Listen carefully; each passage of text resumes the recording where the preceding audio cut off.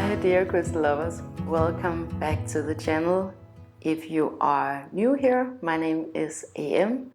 I have a web shop called AVIUVI.com where I sell the most spectacular, beautiful and ethically sourced crystals from all over the world, and I have 4 new ones to show you today.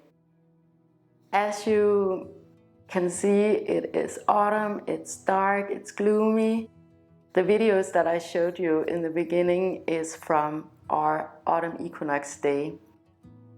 Anka and I, we took the day off and we went to our local community garden here in this area where we live.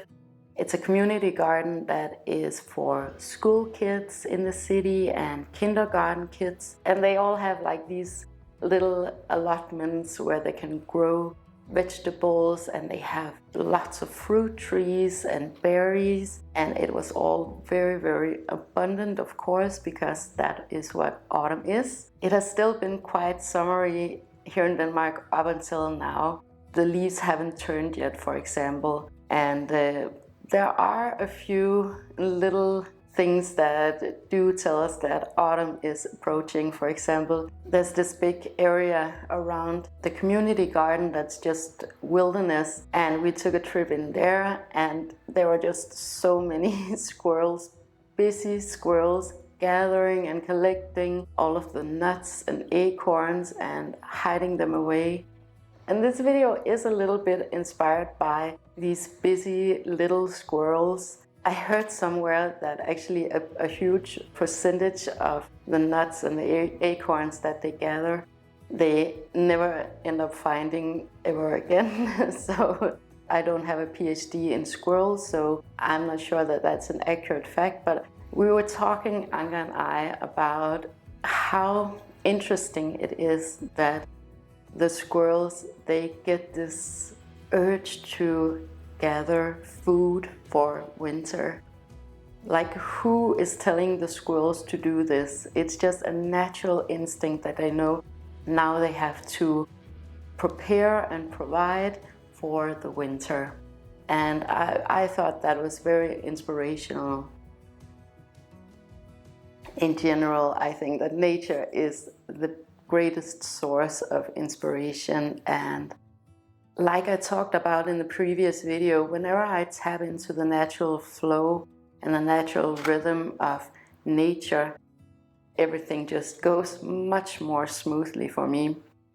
But as human beings, we can kind of forget to feel into these natural waves and rhythms because we have so much around us that is distracting us. And I know a lot of people right now, they're probably a little bit worried about the geopolitics, about the winter and what is gonna happen.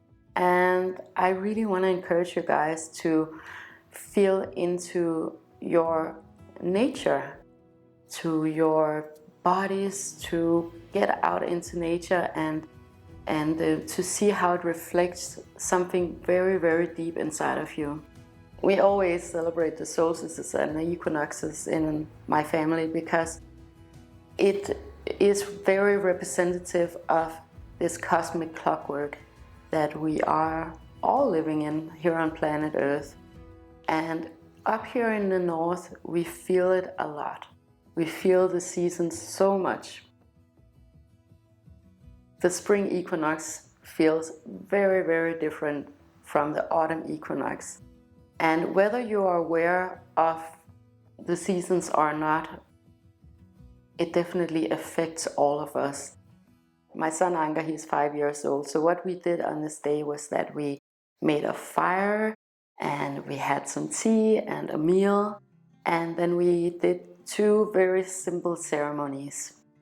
The first one is all about ending this cycle, the cycle of summer. So we have a wreath that we've had on the door, and we burned that wreath to say goodbye to the summer season. And then we have another tradition that we've done a few times. In the plant house, we have some flowers that are called paper flowers, very beautiful flowers that when they dry out, they get very papery and very thin and very beautiful.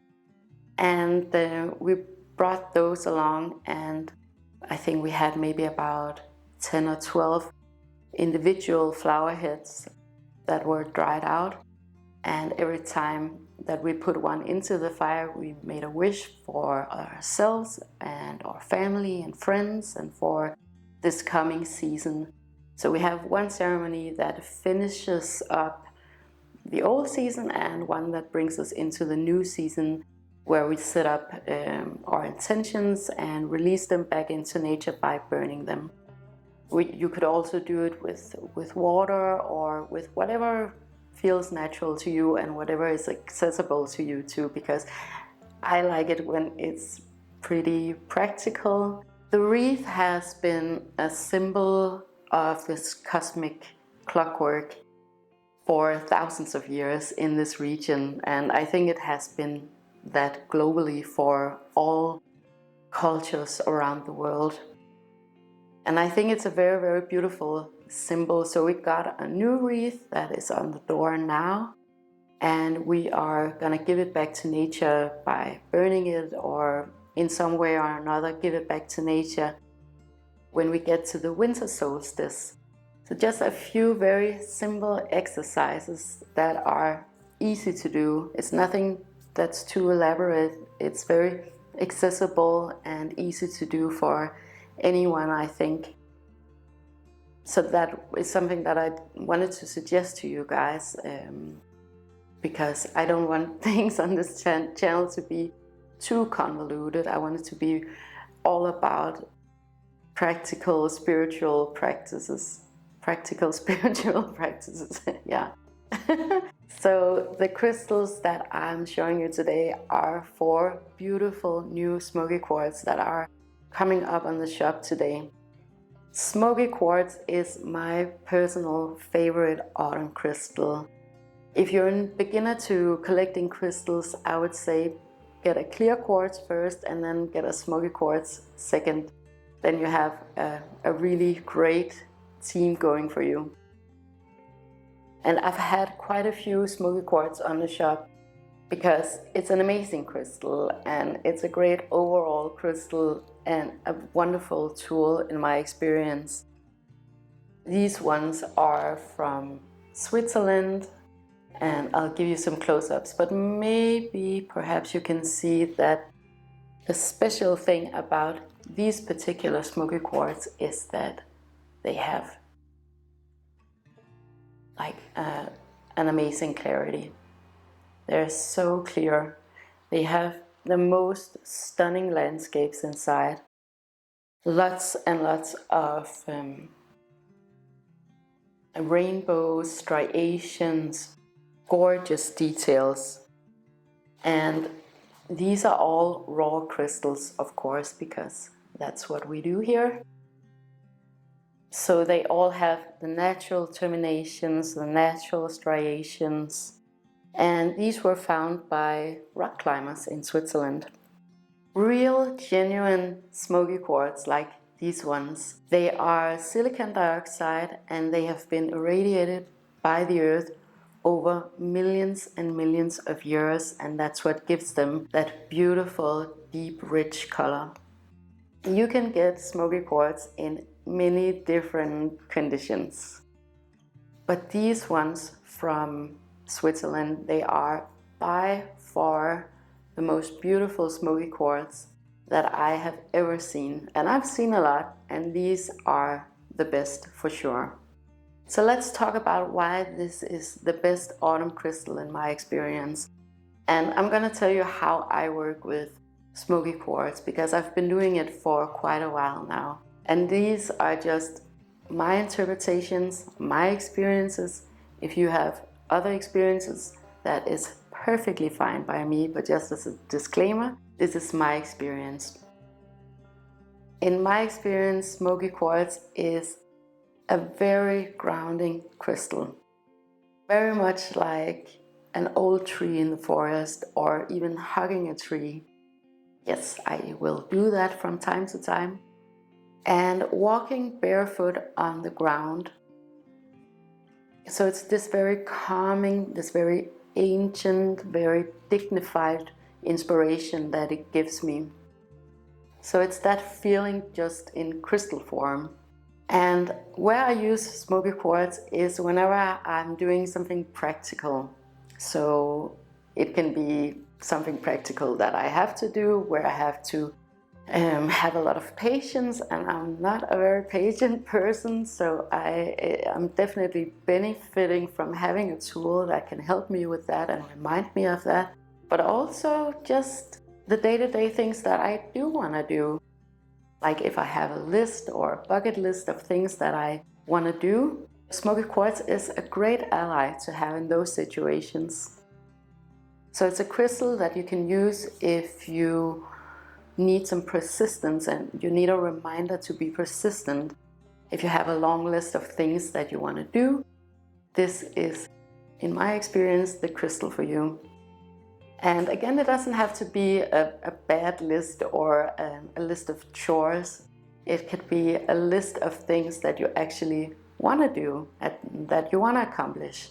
And like a bucket list, an intention list that you have for the autumn season, for example. So going back to the squirrels, I've made a list that I'm going to share with you just about some overall things that you might want to consider for working with the energies of autumn. I know a lot of people right now, they're worried about the future, they're worried about the winter, and maybe they're starting to prep a little bit.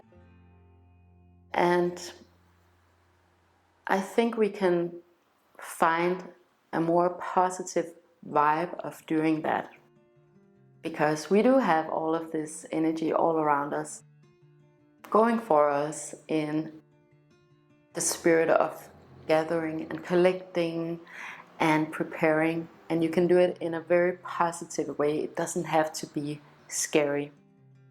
One thing that I want to encourage you guys to do, if you haven't done so yet, and this is a very, I guess, adult thing to talk about, it's about diversifying your income. Now, that is one thing that has definitely kept us afloat here in our household, because AVIUVI is just one of the ways that we have a revenue.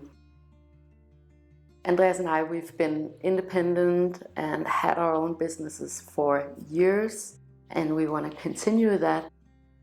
And that has meant that we've had to get several revenues of income. So what does that mean? That means that maybe you have a job, or you have a part-time job, or you have a business like we do. But perhaps there are more things that you can do to earn money. That could be, for example, to rent out, if you have a space to rent out, or you have things that you can rent out. It also means to maybe provide a service for someone, maybe do videos like I do, where you can provide some kind of service that you are an expert in. And those might be things that you didn't consider to be valuable, but it might be very valuable to other people. And it could also be selling the things that you no longer need, to get a stream of income in that way. And that's just to kind of set a base so that you financially feel more secure and stable. You could also go and invest and make short-term investments, and if you have the means to do so, maybe make some long-term investments for yourself. So the idea about diversifying your income is that in these pretty uncertain times, you might want to have different horses to play on. That has worked out great for us. It might work out great for you. I'm not a financial advisor. I'm just talking from our own experience. And I know that there are lots of people who would give you guys the same advice, maybe not your bank, but maybe someone else would. Also to maybe invest in metals like gold and silver. Just suggestions that you may or may not want to follow. I know the subject of money is a huge subject for these next 2 years. And I know it's very triggering for a lot of people, so I don't want to go too much into it, just very shortly brush on it. Please don't do it because you are scared or worried. Do it because you might think it's a fun way of providing for yourself. So here's another one, and this is very much in the spirit of the squirrels. It is to stock up on the foods that you love. Now, I know quite a few people are prepping at this moment to prepare for winter. But again, it doesn't have to be scary and it doesn't have to be problematic. If you focus on the foods that you love to eat, on the foods that nourish your body, on buying organic things that will last you a long time and that you will enjoy and that will be pleasurable for you, that has a completely different vibe than just surviving. So what we're stocking up on is all the foods that we know will nurture our bodies, that we know will last us for a long time, that even if it's just because we're lazy and we don't want to go to the store, we have a lot in stock and we can just eat off of that.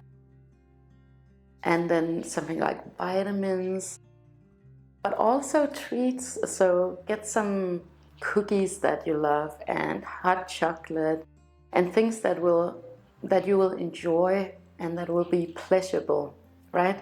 Of course you want to consider nutrition. You always have to consider nutrition and that the products are clean and good for your body. But it can also be something like pastas and rice and things that like comfort foods, sauces and juice, and those things that will last you a really long time. Okay, the next thing is getting plenty of warm clothes. Now, I'm not saying this to scare you. I really want this to be an enjoyable process. It's going to be an enjoyable process for me because this is basically what I'm going to do in autumn. I'm going to prepare for the colder months. So getting warm clothes, getting textiles that are warm and comforting and soft and beautiful, and taking your time to find the things again that are very pleasurable for you. So it could be warm socks and warm sweaters and flannel pajamas and slippers and those really comfortable, comforting things that you want to surround yourself with. And we're going to be much more indoors, of course. It's like that every year. Here in Denmark, people are just leaving the streets and going home. So nothing new about that. But this year, you maybe want to emphasize more on getting, again, those warm textiles, getting lots of blankets and pillows and soft materials. Also candles, we use that a lot here in Denmark. You can get non-toxic candles, of course. But then one thing that I think is really super cool is that if you're an outdoorsy person, you might know this, but there are these different kinds of little lamps that you can get with solar panels on the back, and they are super great. I'll leave a link for it in the description below. And because this is probably gonna be quite an analog autumn and winter compared to many others, you might want to stock up on books that you'll enjoy. I know if you go to thrift shops here in Denmark, you can get all of the classics, and it's a very sustainable way of doing that too. You could also get coloring books for kids and board games and puzzles. So all of these analog things that you might not have time to do in your busy everyday life. I think that's going to be way more in focus this autumn and winter.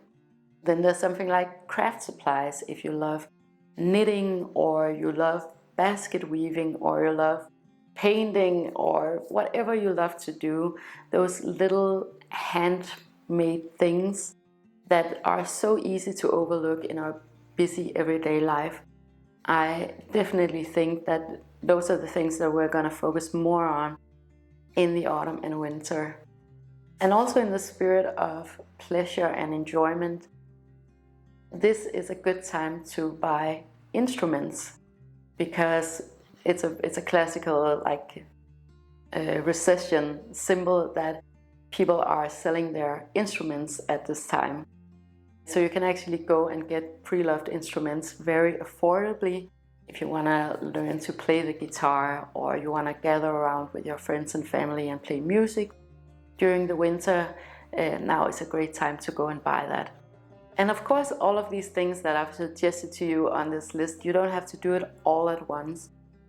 I think it's very important that we keep a stable vibration, that we keep optimistic, that we make this into our choice to do this, that we don't feel forced to do it. I think that will just mentally make this time period a lot easier for all of us. So this is not about prepping at all, it's about making things as comfortable for yourself as possible. And I hope you found some inspiration in this. Maybe you want to do a bucket list on your own. Maybe you want to work with Smoky Quartz. I know for me it has been wonderful. I couldn't recommend more working with Smoky Quartz, especially in the autumn, especially for these situations. So I'm gonna definitely take you guys along on our journey here in my family over the fall and winter, and show you what we are up to, what energies we're working with, what crystals we're working with, and what we do to enjoy this very different time period.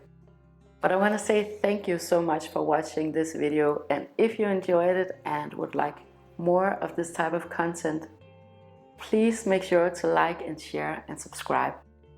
It helps me to know what you guys want me to talk about, but it also helps others to find this content if that is what they're looking for.